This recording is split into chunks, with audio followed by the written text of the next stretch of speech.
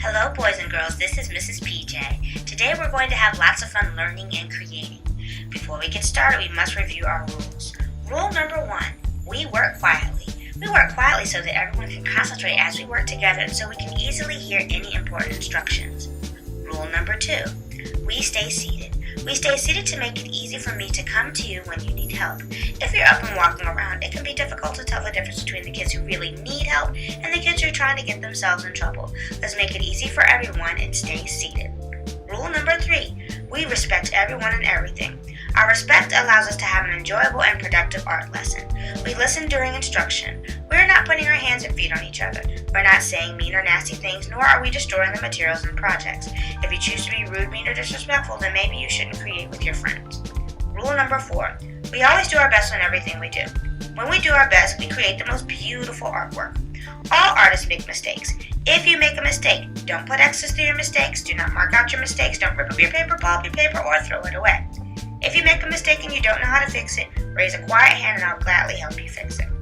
Rule number 5, we follow directions the first time they're given. Following directions the first time saves time and everyone knows that you hear the directions the first time. If you choose not to follow directions, then you shouldn't create artwork with us today. Now that we've reviewed the rules, we are ready to start our amazingly fun art lesson.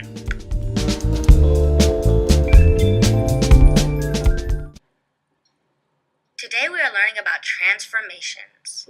To transform something is to change something from its original state into something new. Some artists like to look at two completely unrelated things, such as this banana and these octopus tentacles, and transfer them into something totally new. How might an artist transform the image of a real goldfish and goldfish crackers into a new creative picture? How might an artist transform a frog and a forest into something new?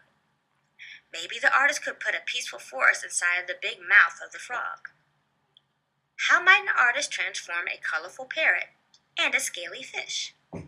Maybe the fish and the parrot could share the same body shape, but keep the fish's tail and the scales, and the parrot's head and colors. Today, you will transform a semicircle. Look closely at the semicircle and think of how you could transform it.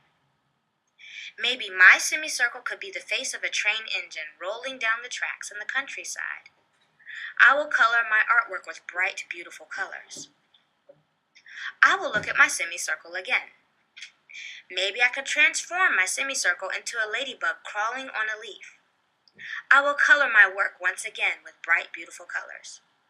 How will you transform your semicircle?